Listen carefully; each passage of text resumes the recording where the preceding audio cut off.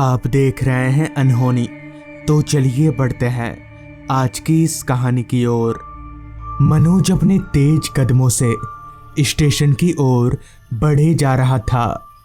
एक तो मौसम भी सही नहीं था, ऊपर से मनोज अपनी ट्रेन के लिए काफी लेट हो चुका था। सड़क पर भागते भागते मनोज ने एक नज़र घड़ी पर देखा तो रात के 11:15 बज चुके थे और उसकी ट्रेन 10:50 पर थी। यूं ही कुछ देर तक भागते रहने के बाद मनोज स्टेशन पहुंचा और प्लेटफॉर्म नंबर 3 पर जाकर घुटनों पर पैर दिए झुककर हाँफने लगा, क्योंकि प्लेटफॉर्म पर ना तो कोई ट्रेन थी और ना ही कोई इंसान। मनोज को लग रहा था अभी तक उसकी ट्रेन आई नहीं है, मगर जब मनोज ने अपनी घड़ी में वक्त देखा तो वक्त हो रहा था 10:55 का। मनोज को काफ़ी हैरानी हुई, मगर तभी उसकी नज़र पास ही में एक बेंच पर सो रहे एक आदमी पर गई। उस आदमी का शरीर और चेहरा बहुत गंदा सा था। देखने से ही पता चल रहा था कि वो कोई भिखारी है। तभी मनोज उस भिखारी के पास गया और उससे पूछते हुए बोला, ये ट्रेन आने वाली थी ना, यहाँ पर आई नहीं क्या अभी तक? मनोज की बात सुनकर वो आदमी आंख मलते हुए उठा और मनोज को सर से लेकर पैर तक देखते हुए बोला, ट्रेन वो तो आकर चली भी गई। इतना बोलकर वो शख्स वापस लेट गया। मनोज ने उस आदमी से दोबारा पूछा, तो फिर अब कब है ट्रेन? इस पर वो भिखारी लेटे लेटे ही बोला, अब कल सुबह से पहले कोई ट्रेन नहीं है। इतना बोलकर वो भिखारी वापस से लेट गया, जैसे उसके शरीर में दम ही ना हो, और लेटने के साथ ही साथ उसके खर्राटों की आवाज़ शुरू हो गई। मनोज अब एक तरह की मुसीबत में फंस चुका था। उसे समझ नहीं आ रहा था कि अब क्या करना चाहिए। स्टेशन पर रात गुजारना मनोज को ठीक नहीं लग रहा था, क्योंकि स्टेशन पर चोरी की वारदातें आजकल बहुत बढ़ चुकी हैं। तभी मनोज ने मन ही मन सोचा, यहाँ पर रुकना ठीक नहीं होगा। एक काम करता हूँ, बाहर निकलकर कोई होटल ढूंढता हूँ। ये सोचकर मनोज स्टेशन से बाहर निकला और आसपास कोई होटल ढूंढने लगा, मगर आसपास दूर दूर तक कोई होटल तो दूर, एक इंसान तलक भी नज़र नहीं आ रहा था, जो कि काफ़ी अजीब बात थी। खैर मनोज एक रास्ता पकड़कर उस पर आगे बढ़ने लगा। हालांकि इलाका गांव का था, मगर फिर भी इतना खाली रास्ता मनोज को कुछ समझ नहीं आया। खैर वो चलता रहा।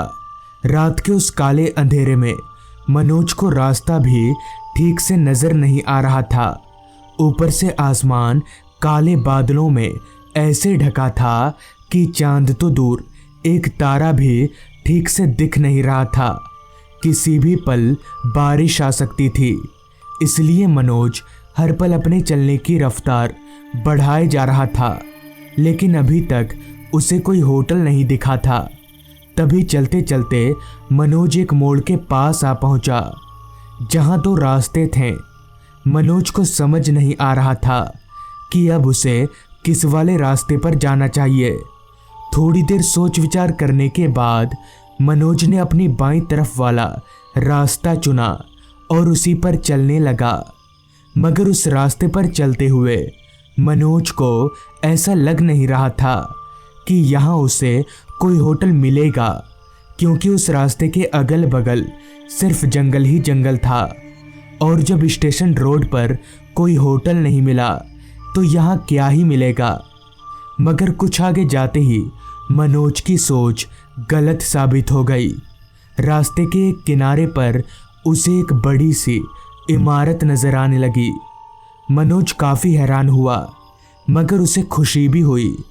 चलकर जब मनोज उस इमारत के पास गया तब उसने देखा कि इमारत की बाहरी दीवारें बारिश में भीग भीग कर काली पड़ चुकी हैं और दीवारों में छोटी मोटी दरारें भी हैं। मगर वो इमारत इस लायक तो था ही कि मनोज वहाँ रात भर रुक सके।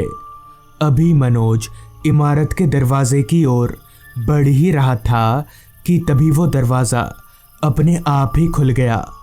अचानक दरवाज़ा खुलने से मनोज थोड़ा चौंक सा गया और उससे भी ज़्यादा हैरानी वाली बात की दरवाज़ा खोलने वाला शख्स वहाँ मौजूद ही नहीं था।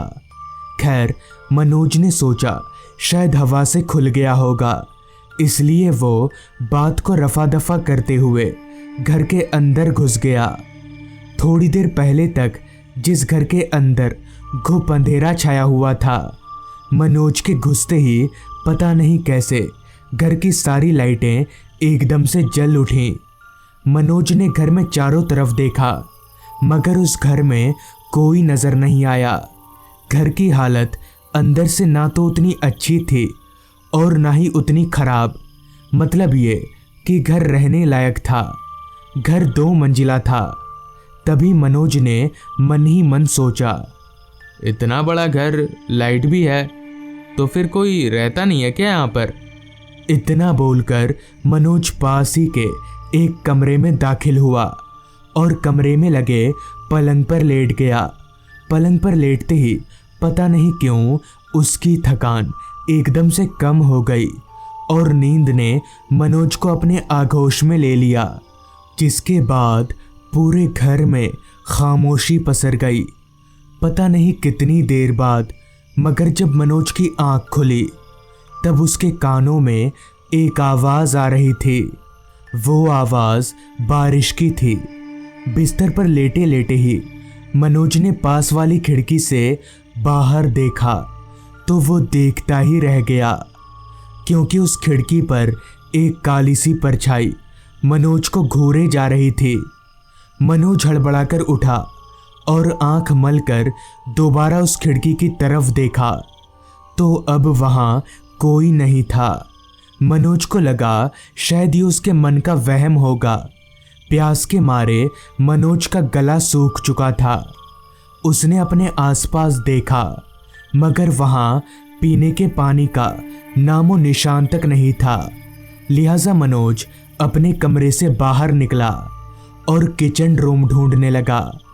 कुछ देर ढूंढने के बाद उसे किचन रूम दिखा, मगर जैसे ही वो किचन रूम में दाखिल हुआ तो उसके हैरानगी की कोई सीमा ना रही, क्योंकि किचन रूम में नीचे ज़मीन पर बैठकर कोई औरत कुछ चबा रही थी।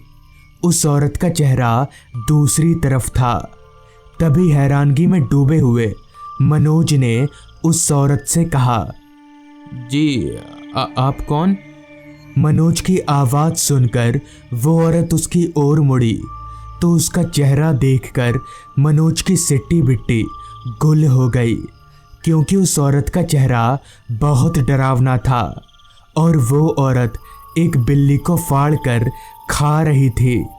उस औरत के मुंह से खून टपक रहा था और उसकी दोनों आंखें एकदम सफ़ेद थीं। मनोज समझ गया कि यह औरत कोई आम औरत नहीं है। लिहाजा मनोज वहाँ से भागा, मगर जब वो भाग रहा था तब उसे बहुत से लोगों की हंसने की आवाज़ें आ रही थीं। पर इन सारी चीज़ों की परवाह किए बगैर वो भागता ही रहा और घर से दूर जाकर ही रुका। फिर बाद में मनोज को पता चला कि उस घर में पहले एक परिवार रहा करता था, मगर किसी जादू टोने के फेरे में पड़कर सारे परिवार वालों की जान चली गई। तब से उनकी आत्मा उसी घर में भटकती है। तो दोस्तों, ये थी आज की कहानी। अगर आपको ये कहानी अच्छी लगी हो तो चैनल को ज़रूर सब्सक्राइब कर लें। तो मैं आपका दोस्त आर्यन जल्द ही मिलूँगा आपसे ऐसी ही एक कहानी के साथ।